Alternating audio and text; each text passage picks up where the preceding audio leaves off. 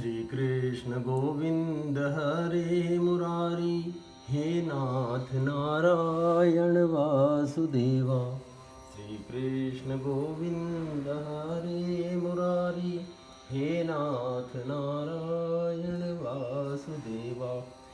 हे नाथ नारायण वासुदेवा, हे नाथ नारायण वासुदेवा। श्रीमद्भागवत तृतीय स्कंध अथ एकादशोऽध्यायः। मन्वन्तरादि काल विभाग का वर्णन। मैत्रेय उवाच। चर्मः सद्विशेषाणां मनेको संयुतः सदा, परमाणु सविज्ञेयो नृणामैक्य भ्रमो यतः। श्री मैत्रेय जी कहते हैं, विदुर जी, पृथ्वी आदि कालवर्ग का जो सूक्ष्मतम अंश है, जिसका और विभाग नहीं हो सकता तथा जो कार्य रूप को प्राप्त नहीं हुआ है और जिसका अन्य परमाणुओं के साथ संयोग भी नहीं हुआ है, उसे परमाणु कहते हैं। इन अनेक परमाणुओं के परस्पर मिलने से ही मनुष्यों को भ्रमवश उनके समुदाय रूप की एक अवयवी की प्रतीति होती है। सत एव पदार्थस्य स्वरूपावस्थितस्य यत् कैवल्यं परम महान विशेषो निरंतरः, एवं कालोऽप्यनुमितः सौक्ष्म्ये स्थौल्ये च सप्तम संस्थान भुक्त्या भगवान् व्यक्तो व्यक्त भूविभुः। स काल परमाणुर्वै यो भुङ्क्ते परमाणुतां, सतो विशेष भुग्यस्तु स कालः परमो महान्। अणुद्रो परमाणु स्यात्र सरेण्युस्त्रयः स्मृतः, जालार्करश्यं वगतः खमेवानुपतन्नगात्। त्रसरेणुत्रिकं भुङ्क्ते यः कालः स त्रुटि स्मृतः, शतभागस्तु वेदः स्याते स्त्रीभिस्तु लवः स्मृतः। निमेष स्त्रीलवो ज्ञेय आम्ना तस्ते त्रय क्षणान् पंचविदु काष्ठां, लघुता दश पंच च लघुनि वै समाम्नाता, दश पंच च नाडिका, ते द्वे मुहूर्तः प्रहरः षड्यां सप्तवान्नणाम्। यह परमाणु, जिसका सूक्ष्मतम अंश है, अपने सामान्य स्वरूप में स्थित उस पृथ्वी आदि कार्यों की एकता, समुदाय अथवा समग्र रूप का नाम परम महान है। इस समय उसमें न तो प्रलयादि अवस्था भेद की स्फूर्ति होती है, न नवीन प्राचीन आदि काल भेद का भान होता है, न घट पटादि वस्तु भेद की ही कल्पना होती है। साधु श्रेष्ठ, इस प्रकार यह वस्तु के सूक्ष्मतम और महत्तम स्वरूप का विचार हुआ। इसी के सादृश्य से परमाणु आदि अवस्थाओं में व्याप्त होकर व्यक्त पदार्थों को भोगने वाले सृष्टि आदि में समर्थ अव्यक्त स्वरूप भगवान काल की भी सूक्ष्मता और स्थूलता का अनुमान किया जा सकता है, जो काल प्रपंच की परमाणु जैसी सूक्ष्म अवस्था में व्याप्त रहता है। वह अत्यंत सूक्ष्म है और जो सृष्टि से लेकर प्रलय पर्यंत उसकी सभी अवस्थाओं का भोग करता है, वह परम महान है। दो परमाणु मिलकर एक अणु होता है और तीन अणुओं के मिलने से एक त्रस रेणु होता है, जो झरोखे में से आई हुई सूर्य की किरणों के प्रकाश में आकाश में उड़ता देखा जाता है। ऐसे तीन त्रस रेणुओं को पार करने में सूर्य को जितना समय लगता है, उसे त्रुटि कहते हैं। इससे 100 गुना काल वेद कहलाता है और तीन वेद का एक लव होता है। तीन लव को एक निमेष और तीन अनिमेष को एक क्षण कहते हैं। 5 क्षण की एक काष्ठा होती है और 15 काष्ठा का एक लघु, 15 लघु की एक नाड़िका दंड कही जाती है। 2 नाड़िका का एक मुहूर्त होता है और दिन के घटने बढ़ने के अनुसार दिन एवं रात्रि की दोनों संधियों के 2 मुहूर्तों को छोड़कर 6 या 7 नाड़िका का एक प्रहर होता है। यह याम कहलाता है, जो मनुष्य के दिन या रात का चौथा भाग होता है। द्वादशार्धफलोन्मानं चतुर्भिस्तुरंगुले, स्वर्णमाशय कृतच्छिद्रं यावत् प्रस्थजलप्लुतं, यामाशत्वारश्चत्वारो मर्त्यानामहनि उभे, पक्षः पञ्चदशाहानि शुक्लः कृष्णश्च मानद तयोः समुच्चयो मासः पितॄणा तदहर्षिणं द्वौ त्वाव्रतु षड्यं दक्षिणं चोत्तरं दिवि अयने चाहनि प्राहुर्वत्सरो द्वादश स्मृतः संवत्सरशतनृणां परमायुर्निरूपितं ग्रहदक्ष ताराचक्रस्थ परमाणुविना जगत्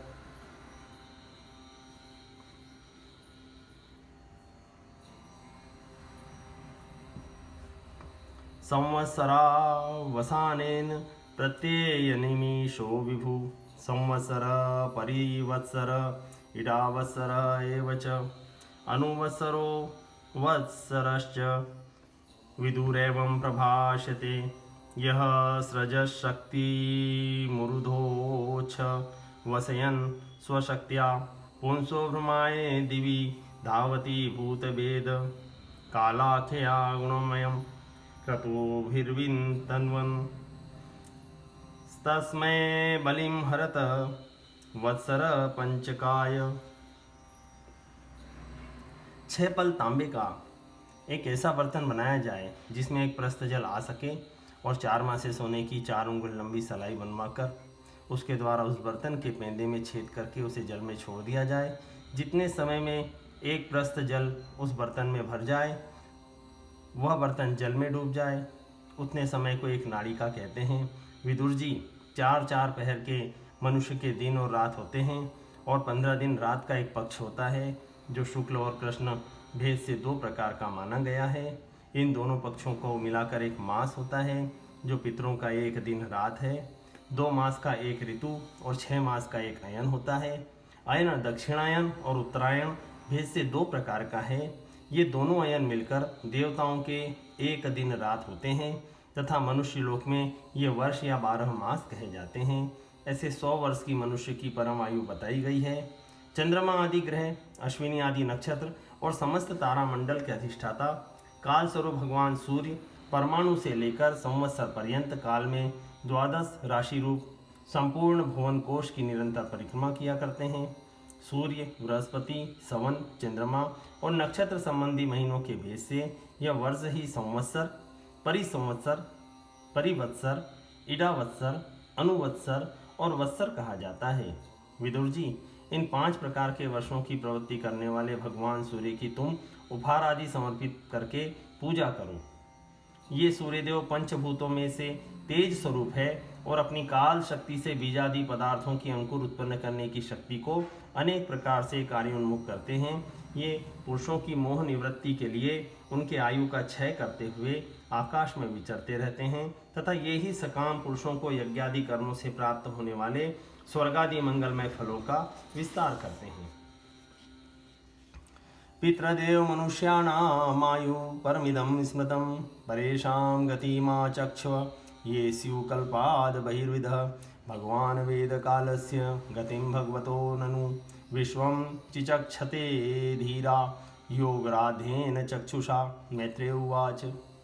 कृतं नेत्राद्वापरं च कलिश्चेति चतुर्युगं दिव्ये द्वादशर्भिवर्षे सावधानं निरूपितं 4 त्रीणि 2 चेकं कृतादिषु यथाक्रमं संख्यातानि सहस्राणि द्विगुणानि शतानि च संशाशयोरन्तरेण यः कालशतसंख्ययो तमेवाहुर्युगं तज्ज्या यत्र धर्मो विधीयते धर्मश्चतुष्पाञ्जन्मनुजान् कृते समनुवर्तते स एवान्येष्वधर्मेण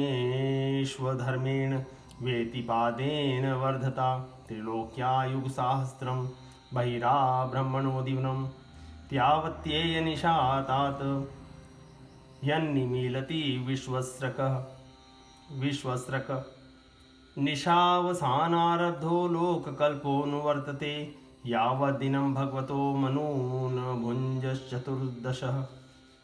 विदुर जी ने कहा, मुनिवर, आपने देवता, पितर और मनुष्यों की परमायु का वर्णन तो किया। अब जो सनकादि ऋषि ज्ञानी मुनिजन त्रिलोकी से बाहर कल्प से भी अधिक काल तक रहने वाले हैं, उनकी भी आयु का वर्णन कीजिए। आप भगवान काल की गति भली भांति जानते हैं, क्योंकि ज्ञानी लोग अपनी योग सिद्ध दृष्टि से सारे संसार को देख लेते हैं। मैत्रेय जी ने कहा, विदुर जी, सत्ययुग, त्रेता, द्वापर और कली, ये 4 युग अपनी संध्या और संध्यांशों के सहित देवताओं के 12 सहस्त्र वर्ष तक रहते हैं, ऐसा बतलाया गया है। इन सत्यादि 4 युगों में क्रमशः 4, 3, 2 और 1 सहस्त्र दिव्य वर्ष होते हैं, और प्रत्येक में जितने सहस्त्र वर्ष होते हैं उससे दुगने 100 वर्ष उनकी संध्या और संध्यांशों में होते हैं।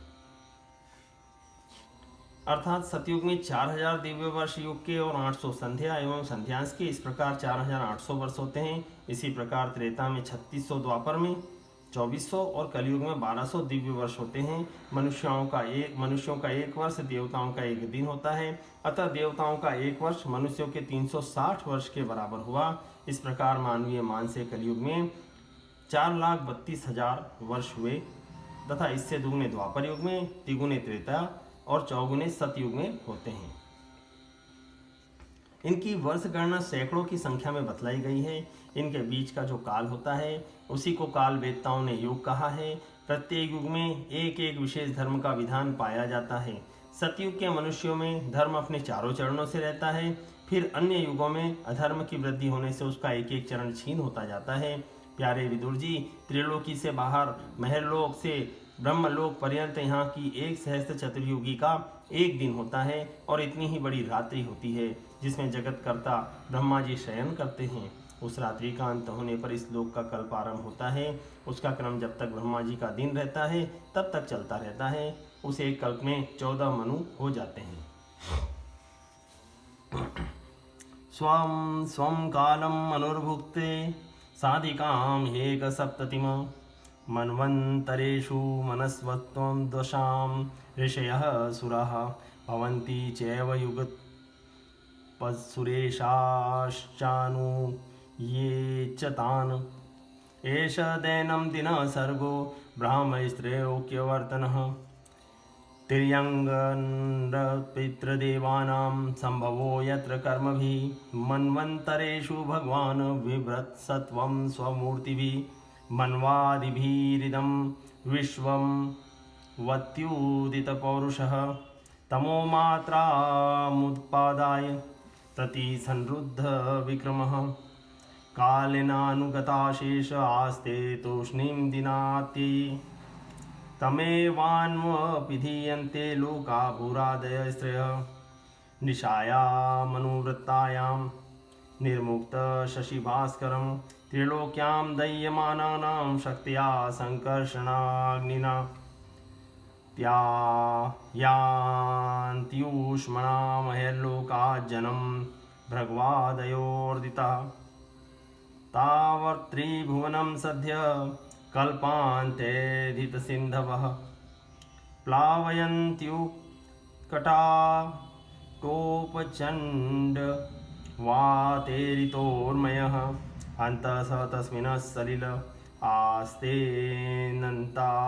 हरिः योगनिन्द्रा निमीलाक्षः स्तूयमानो जनालये एवं विधेरहोरात्रे कालगत्योपलक्षितः अपक्षितमिवास्यापि परमायुर्वयशतं यदर्धमायुष्यस्तस्य परार्धं भिधीयते पूर्वपरार्धोपक्रान्तो ह्यपरोध्य प्रवर्तते पूर्वस्यादो परार्धस्य ब्राह्मो नाम महान् भूत कल्पो यत्रा भवद शब्द ब्रह्मेति यम विदुः।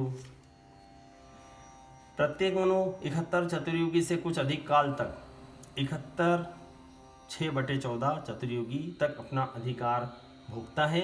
प्रत्येक मनवंतर में भिन्न भिन्न मनुवंशी राजा लोग, सप्तर्षि, देवगण, इंद्र और उनके अनुयायी गंधर्वादी साथ साथ ही अपना अधिकार भोगते हैं। यह ब्रह्मा जी की प्रतिदिन की सृष्टि है जिसमें तीनों लोकों की रचना होती है। उसमें अपने अपने कर्मानुसार पशु पक्षी, पितर, मनुष्य और देवताओं की उत्पत्ति होती है। इन मनवंतरों में भगवान सत्वगुण का आश्रय लें, अपने मनु आदि मूर्तियों के द्वारा पौरुष प्रकट करते हुए इस विश्व का पालन करते हैं। कालक्रम से जब ब्रह्मा जी का दिन बीत जाता है तब वे तमोगुण के संपर्क को स्वीकार कर अपने सृष्टि रचना पौरुष को स्थगित करके निश्चेष्ट भाव से स्थित हो जाते हैं। उस समय सारा विश्व उन्हीं में लीन हो जाता है। जब सूर्य और चंद्रमादि से रहित वह प्रलय रात्रि आती है तब वे भू भुवा स्वः तीनों लोग उन्हीं ब्रह्मा जी के शरीर में छिप जाते हैं।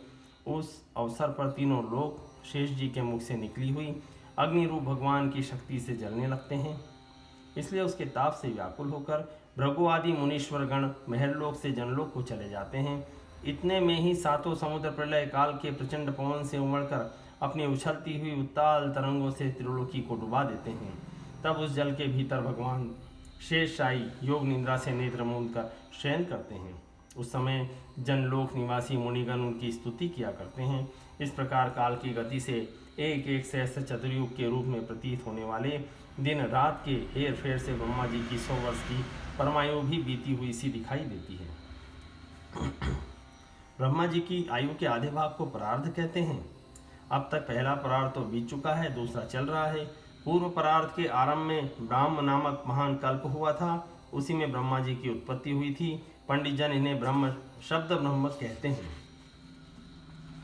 तस्यैव चान्ते कल्पो भूदयं पाद्मं भीचक्षते यद्धरे नारभी सरस आसील्लोक सरोरुहम् अयं तु कथितः कल्पो द्वितीयस्यापि भारत वारा इति विख्यातो यत्रासीत् सुकरो हरिः कालोऽयं द्विपरार्धाख्यो निमेष उपचर्यते अव्याकृतस्यानन्तस्य अनादिर्जगदात्मनः कालोऽयं परमाणुवादिर्द्विपारार्धान्तेश्वरः निवेशितुं प्रभुर्भुम्न ईश्वरो धाम मानिनां विकारैः सहितो युक्तेर्विशेषादिभिरावृतः आण्डकोशो बहिरयं पञ्चाशकोटिविस्तृतः दशोत्तराधिकैर्यत्र प्रविष्टः परमाणुवत्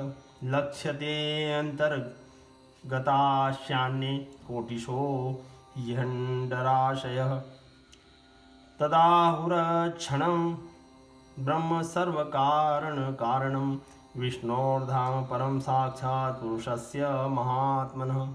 उसी परार्थ के अंत में जो कल्प हुआ था उसे पाद्म कल्प कहते हैं। इसमें भगवान के नाभि सरोवर से सर्वलोक में कमल प्रकट हुआ था। विदुर जी, इस समय जो कल्प चल रहा है वह दूसरे परार्थ का आरंभक बताया जाता है। यह वाराह कल्प नाम से विख्यात है। इसमें भगवान ने सुकर रूप धारण किया था।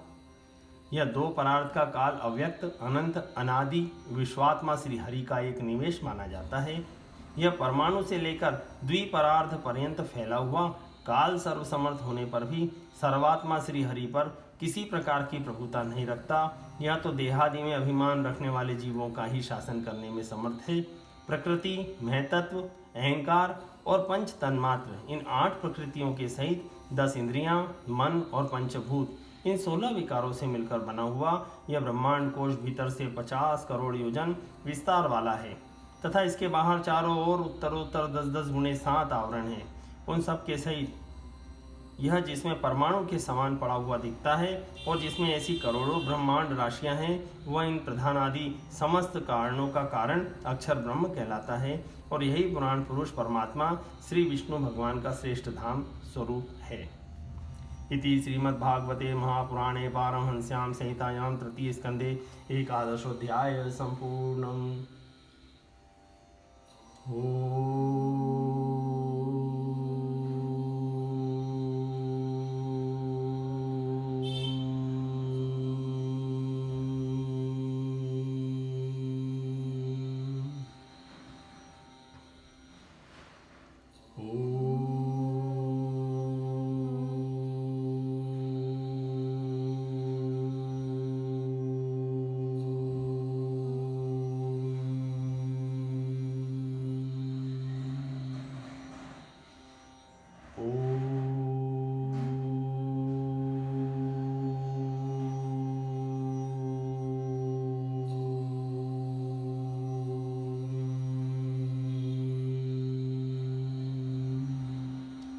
श्री कृष्ण गोविंद हरे मुरारी, हे नाथ नारायण वासुदेवा।